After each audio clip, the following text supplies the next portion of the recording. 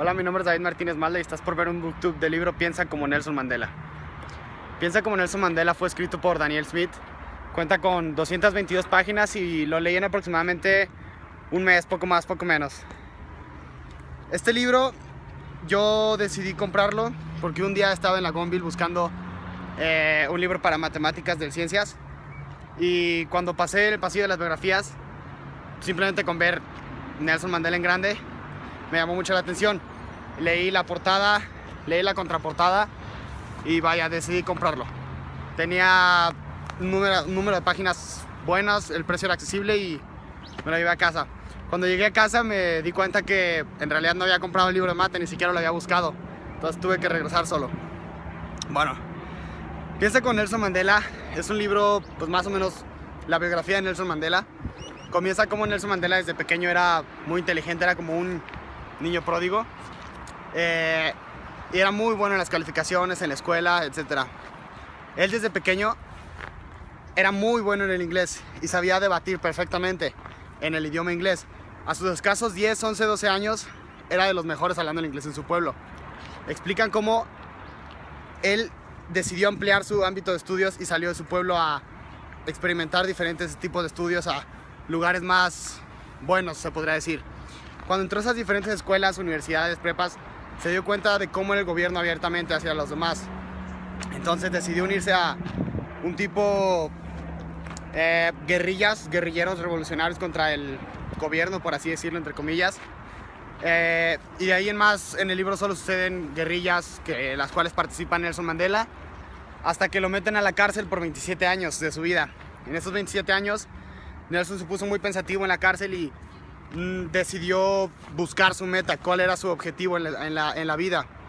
Entonces, cuando Nelson, después de esos 27 años, sale de la cárcel, se da cuenta en lo que para él, qué es lo que debe de servir en la vida.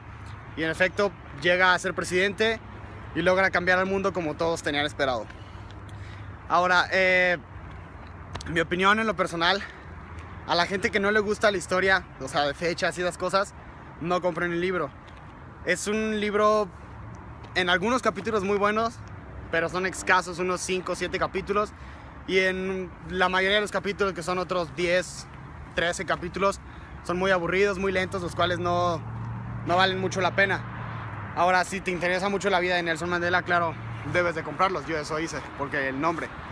Ahora, el libro me gusta mucho porque habla sobre la vida de Nelson Mandela, cómo sobresalió en toda la sociedad en la que él vivía en su pequeño pueblo, el cual no tenía muchas esperanzas de vida.